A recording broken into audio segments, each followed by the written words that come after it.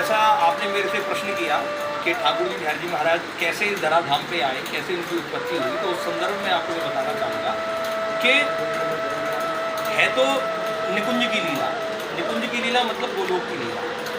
उसमें ये हुआ कि एक बार श्री ललिता सखी जी ठाकुर जी का रोज वस्त्र जो है उनकी जो सेवा थी वो वस्त्र की सेवा थी, ठाकुर जी के श्रृंगार की सेवा थी। निकुंज की लीला मैं आपको बता रहा हूँ। तो वो रोज वस्त्रों का निर्माण करें और वस्त्रों का निर्माण करके ठाकुर जी को पहना। एक दिन भगवत प्रेरणा अनुसार नारद जी ललिता जी के पास गए और ललिता जी से बोले कि ललिता जी कौन? राधा रानी की 80 सखियों में प्रमुख सखी ललिता विशाखा। तो बोले ललिता जी, आपने जो ये पोशाक सेवा ठाकुर जी की ले रखी है, कि आपके पास कोई मेजरमेंट है, कोई नापतोल है, कि ऐसे ही जो मन में आता है बना देती हो? तो बोले मैं तो जो मुझे आभास होता है मैं उसका ही निर्माण कर देती हूँ। तो उन्हें कही नहीं, ये गलत बात। आप पहले ठाकुर जी का प्रॉपर मेजरमेंट लीजिए, प्रॉपर नाप लीजिए और फिर श्रृंगार निर्माण कीजिए। वो इतने करुणा सिंधु है कि वो कुछ कहते नहीं है, वो जैसा बना देती है वैसा पहन लेते हैं, क्योंकि अपार करुणा सिंधु भगवान भक्त तत्परा, अपार करुणा सागर हैं। तो हुआ क्या, ये सुनकर ललिता जी के मन में भी ये बात जगी कि शायद नारद जी मुझसे सही कह रहे हैं, ठाकुर जी मुझसे कुछ कहते नहीं है और मैं बना देती हूँ और फिर उनको तकलीफ होती होगी।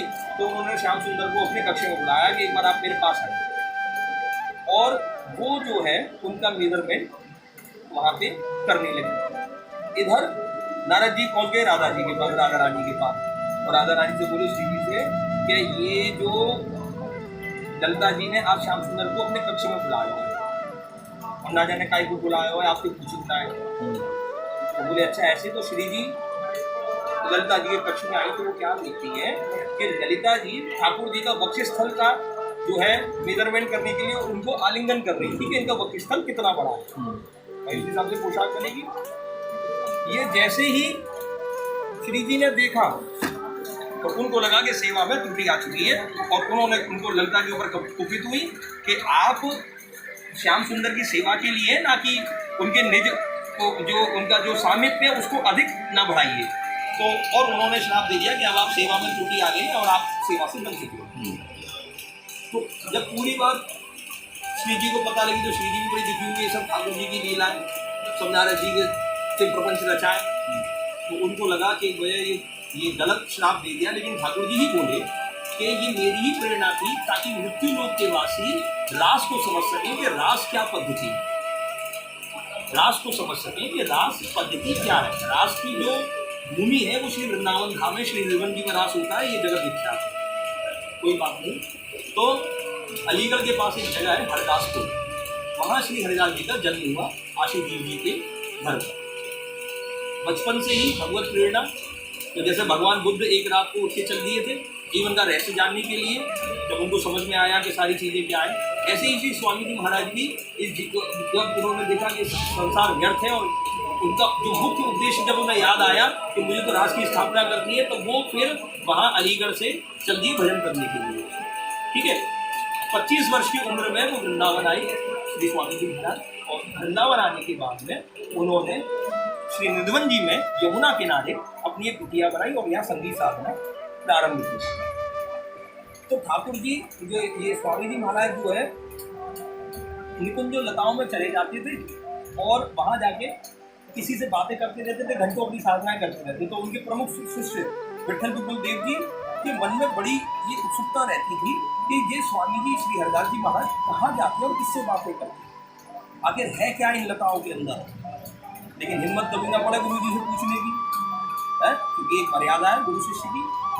तो और भी परिकर ने भी जब विठल विपुल देव जी से कहा कि आप ही पूछ सकते हो, हमारे तो सामर्थ्य में नहीं कि स्वामी जी से पूछें कि वो निकुंजों में क्या लीला जो है, निकुंजों में क्यों प्रवेश करते हैं। तो एक दिन विठल विपुल देव जी ने स्वामी जी के सामने ये प्रश्न रखा कि आप ये जो इन लताओं में जाते हो और ये जो अपना वहाँ भजन साधना करते हो, इन लताओं में आखिर आप क्यों जाते हो, और हम पे भी कृपा करें कि हमें भी वो रहस्य जानने को मिले कि इन लताओं में जी। तब स्वामी जी को द्रवित होकर स्वामी जी महाराज बोले कि ठीक है, मैं आज ठाकुर जी से बात करूँगा, बिहारी जी से बात करूँगा, और जो सुख मैं पा रहा हूँ वो सुख मैं आपको भी कहूँगा कि ठाकुर जी सबको प्रदान करें, क्योंकि आप भी उसी रसिक परंपरा के पथ पे चल रहे हो। तो जो रसिक परंपरा का जो पथ है, ये रसिक परंपरा क्या है ये कभी और डिस्कस करेंगे हम लोग। ये जो पथ है उस पर चलने के लिए जो है तब श्री बिहारी जी महाराज प्रकट हुए निधवन के अंदर। और उस समय पे स्वामी जी जब प्रथम बार श्री बिहारी जी को देख रहे हैं तो क्या बोल रहे हैं, मायरी सहज जोड़ी प्रकट हुए, गौर श्याम रंग दामिनी जैसे। क्या सहज जोड़ी, मेरे कोई एफर्ट नहीं है, मैंने कोई बहुत तपस्या की हो या मैं उल्टा लटका हूँ या मैंने कुछ ऐसा काम किया हो, नहीं, सहज उन्हीं की ही कृपा है कि वो मेरे सामने प्रकट हो गए। सही, ये सहजता पे जोड़ दिया गया है, उन्हीं की कृपा है जो ये आज मेरे ऊपर रीझ गए और मुझे दर्शन दिए श्री बिहारी जी महाराज ने। और ठाकुर जी वहाँ पे जब प्रकट हुए फिर ये दूसरी विग्रह है ऐसे करके धराधाम पे अवतीर्ण हुआ आया। पूर्व में इसकी सेवा निधवन जी में होती थी, लेकिन निधवन जी धीरे धीरे करके शहर बढ़ता गया, निधवन छोटे होते गए, गोसाइयों के परिवार बढ़ते गए, तो उनको लगा कि अब हमें किसी मंदिर में इनको स्थापित करना चाहिए जब विधिवत इनकी सेवा पूरा हो सके। तब फिर ये श्री बांके बिहारी जी मंदिर जिसमें आप लोग अभी बैठे हुए हैं और ये बनाया गया और यहाँ ठाकुर जी को लाया गया। तब से ये विधिवत परंपरा स्वामी श्री हरदास जी महाराज के वंशज जो हमारी पीढ़ियाँ चली आ रही है। किस कौन सी पीढ़ी चल रही है अभी आपकी? ये अभी 27वीं पीढ़ी है। 27वीं पीढ़ी चल रही है। 28वीं पीढ़ी है। 27 पीढ़ियों का अभी। जो हरिदास जी ने जब प्रकट किया था वो कौन सा संत था? हरदास जी जो उनका जो जन्म स्थान जो जन्म समय माना जाता है 1535 के करीब माना जाता है। ठीक है, थोड़ा मैंने ये भी पढ़ा था जो पंडित हरिदास जी थे महाराज थे, ये पीछे से पाकिस्तान में मुल्तान जिले के रहने वाले थे। ये इनके पिताजी जो आशुवीर जी का जो मैं नाम ले रहा था, हाँ जी, ये बेसिकली मुल्तान के रहने वाले थे। तो ये मुल्तान से एक बार ब्रज 84 कोस के भ्रमण के लिए निकले और यहीं रह गए। ब्रज में इनको बड़ा आनंद मिला, यहीं बस गए। तो फिर ये यहाँ बस गए और यहीं पे स्वामी जी ने उनको गुरु भी वर्ण किया। श्री हरदास जी महाराज ने निधवन में उनके आशुधीर जी की उनके पिताजी की समाधि है और उनका भी अपना समाधि आपने कभी निधवन दर्शन किया? जी, बहुत ही खूब। रास का प्रमुख ठाकुर श्री बांके बिहारी, निकुंज का प्रमुख लाडला श्री ठाकुर। इनका मुख्य जो मूल नाम है वो कुंज बिहारी। जो शुद्ध नाम है जो हमारी वाणियों में जो वर्णित है वो कुंज बिहारी है। क्यों? क्योंकि कुंज मतलब होता है लता पताएं, निकुंज सघन लताएं, यहाँ पे सूर्य और चंद्रमा की किरण भी धरती को छू सके, ऐसे कुंज उनमें भ्रमण करने वाले, उनमें विहार करने वाले ठाकुर श्री कुंज बिहारी। ये तो बात, ये 3 जगह से टेढ़े दिखाई देते हैं। कहाँ से? वंशी से। वंशी पे टेढ़े हैं, थोड़ी गर्दन हल्की सी झुकी हुई है और थोड़ी कमर थोड़ी सी झुकी हुई है, तो इस वजह से इनका नाम बांके रख दिया गया। बांके मतलब टेढ़ा। अब बांके बिहारी के नाम से, लेकिन इनका मूल जो शुद्ध नाम है वो कुंज बिहारी। 27वीं पीढ़ी यानी ऑलमोस्ट आप ये लगा लो 67 ईयर्स भी एक लगा लो तो आप 70 अराउंड 1700 साल।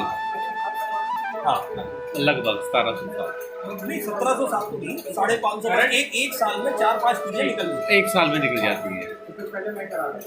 क्योंकि बाप भी है, दादा भी है, बेटा भी। तो पहले तो लोग 7-7 पीढ़ी देख लिया करते थे पूर्व में, छोटी उम्र में ही विवाह हो जाते थे और उनके परदादी और ना जाने कौन कौन संबंध मिलते थे और नीचे ना जाने कितने। मैंने ये भी देखा था, सुना है कि जब यहाँ पे अटैक हुए थे तो मूर्ति को छुपाया गया था। हाँ, ये ऐसा हुआ। औरंगजेब मुगल शासक ये आगरा से दिल्ली जाया करते थे।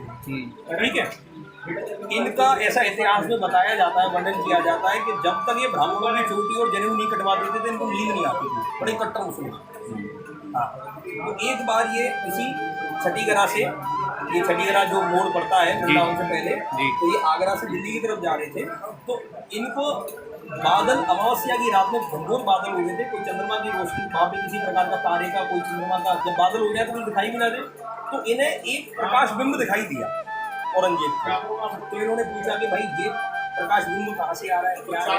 तो उन्होंने कहा कि एक हिंदू काफिरों का गांव है यहाँ से थोड़ी सी दूर 6-7 किलोमीटर में, जिसको वृंदावन बोला जाता है। वहाँ बड़े मंदिर हैं और इतिहास की सत्य घटना मैं आपको बता रहा हूँ। वहाँ बड़े मंदिर हैं और वहाँ पे ये जो है वैष्णव लोग जो है वहाँ अपने ठाकुर जी की सेवा पूजा करते हैं। तो उन्होंने कहा कि अभी तो मैं दिल्ली की यात्रा पे हूँ और मेरे साथ अभी इतना लश्कर नहीं है कि मैं गांव पर जो है हमला बोल सकूँ, लेकिन जब मैं दिल्ली से लौट के आऊँगा तब इस गांव पर सेना लेकर चढ़ाई करूँगा।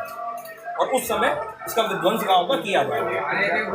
उड़ते उड़ते ये बात वृंदावन में भी आ गई कि भाई ऐसे ऐसे वहाँ योजना बनाई जा रही है। अब यहाँ जो लोग रहे वो रहे साधु संत पुजारी, युद्ध खून खराबे से तो मतलब ही नहीं बनता, वो तो वैसे भी माधुर्य और रस के उपासक रहे। तो उन्होंने कहा कि इन मंदिरों को, इन बिल्डिंगों को तो हम कहीं ले जा नहीं सकते, लेकिन एक काम करें, ठाकुरों को कहीं इधर उधर शिफ्ट कर दें, जिसकी जब वो आए तो वो ना हाथ में, क्योंकि ये निधियाँ हैं, इसलिए उसका नाम निधिवन है। निधिया मीन्स और बहुमूल्य, एक कॉस्टली, जो एक जिसका कोई जो जिसका कोई मूल्य ना हो, जो अमूल्य हो, उसको निधि बोलते हैं। इसलिए इसको उसका नाम निधिवन रखा गया, क्योंकि ठाकुर जी में प्रकट हुए, ये हमारे लिए निधि है श्री बिहारी जी महाराज। तो वो आया तो उसको यहाँ सारे मंदिर, सारा गांव खाली मिला। तो वो आया वृंदावन के अंदर, तो बिहारी जी को उस समय, अच्छा, इन मुगलों से हमेशा टक्कर ली राजपूतों ने। तो यहाँ के जो, और आप देखिए वृंदावन की जो शैली है, ये बाकी बिहारी मंदिर हो गया या और जो अन्य मंदिर हैं, इनकी शैलियाँ सारी राजस्थान आर्किटेक्ट पे ही बनी हुई है। आप यहाँ के जो मंदिरों के घाटों की शैली देखेंगे वही ऐसा ही पहनना ओढ़ना भी हमारा। अभी आज़ादी के बाद उत्तर प्रदेश, भरतपुर ज़्यादा दूर नहीं है यहाँ से, वो तो बाद में उत्तर प्रदेश में वृंदावन को इंक्लूड कर दिया, लेकिन मूल में ये राजस्थान के ही राजघरानों के अंदर और उसके अंदर इसको माना जाता है। तो तब यहाँ से ये ठाकुर सारे के सारे शिफ्ट किए हुए समय पे। एक बड़ी मजे की बात मैं आपको बताऊँ, बिहारी जी पहुँच गए भरतपुर में भी बिहारी जी का मंदिर है, वहाँ उनकी सेवा। भरतपुर कहाँ है? राजस्थान में, ठीक है, और राजस्थान, अच्छा, वहाँ छुपाया गया था, वहाँ छुपाया गया। ओके। राधा रमन लाल जी वृंदावन में, राधा रमन जी का भी मंदिर है, वो छोटे से ठाकुर जी हैं, शालिग्राम में से प्रकट हुए, बहुत छोटे से, बहुत सबसे सुंदर ठाकुर, बड़े सुंदर ठाकुर। हाँ, तो उनको तो छोटे से थे, कहीं भी एक झोले में छुपा दिया कि बोले महाराज अभी आ जाओ, समय थोड़ा ठीक नहीं है, आप जो है यहीं अभी रहें। राधा वल्लभ लाल यार इसे आगे मंदिर है राधा वल्लभ जी का, उनको छुपा दिया गया कामवन में ले जा करके, मानगंज यमुना के पार ले जा करके।